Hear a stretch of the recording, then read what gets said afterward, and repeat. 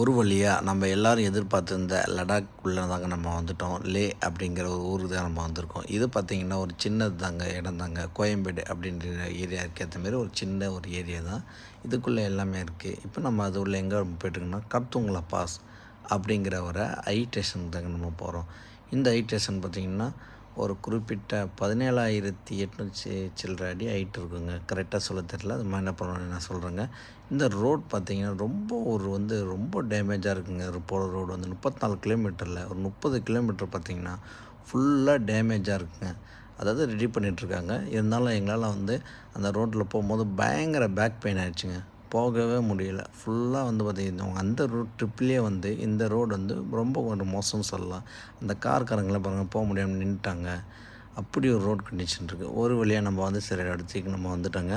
இப்போ பார்த்திங்கன்னா இந்த இடம் தாங்க கர்த்துங்லா பாஸ் அப்படின்னு சொல்கிற இடங்க. ஹைட் பார்த்திங்கன்னா 17,982 ஃபீட் ஹைட் இருக்குங்க.